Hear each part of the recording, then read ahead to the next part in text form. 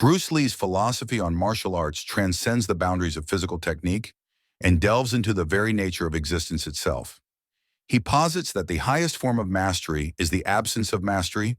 The highest technique is to have no technique.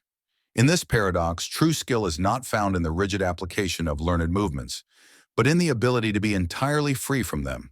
It is in the surrender of the need to control that one attains the truest form of control, to move without constraint, to act without preconception, and to respond to the world not from a place of force, but from a state of fluid adaptability. In Lee's worldview, there is no opponent, because the concept of I does not exist. This statement goes beyond the mere physical act of fighting. It speaks to the dissolution of ego, where the individual transcends the duality of self and other. In this state, the line between the fighter and the fight is obliterated. There is only the flow of energy, the ebb and flow of forces in the present moment, without distinction or judgment. The moment the mind introduces the notion of an adversary, it creates division, conflict, and attachment.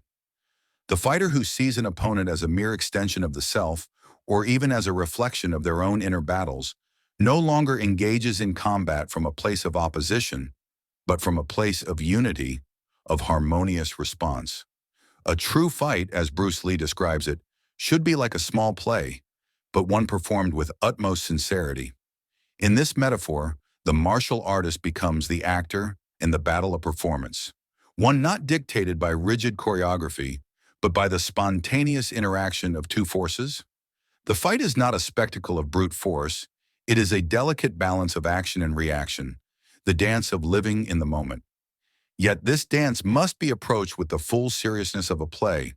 The martial artist must bring every fiber of their being into the performance, not through tension or preparation, but through an openness and readiness that is not hindered by thought or distraction.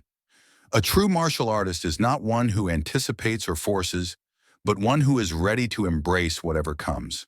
They do not fall into the trap of thinking, what if, or what could be. Neither do they dwell in the illusion of what should have been. In this space, free from both expectation and regret, the martial artist becomes attuned to the flow of the present moment. When the opponent expands, I contract. When the opponent contracts, I expand. This is not a mere tactical maneuver. It is a deep understanding of the interconnectedness of all things. The martial artist becomes attuned to the ebb and flow of the fight, mirroring and yielding to the opponent's movements. Never rigid, but always responsive. It is a dance of opposites. One yields, the other asserts.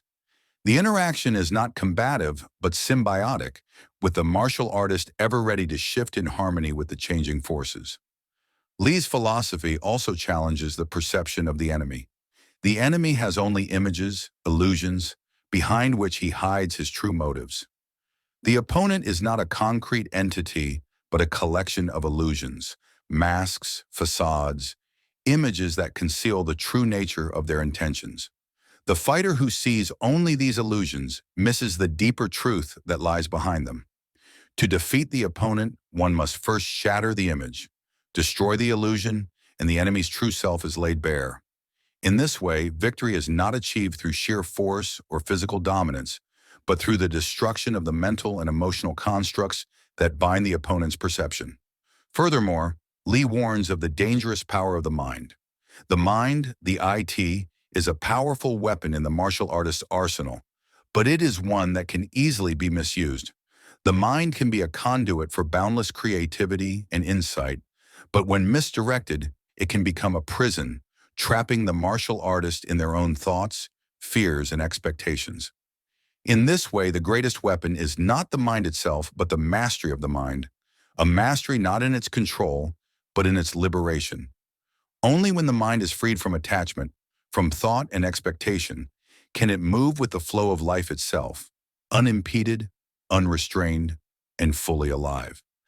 In the final analysis, Bruce Lee's philosophy is not one of conquest, but of freedom.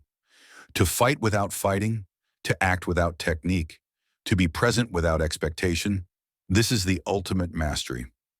To be a martial artist is to transcend the limitations of form, to live beyond the illusions of self and other, and to move freely through the world, like water flowing with the current, or like a leaf drifting on the wind.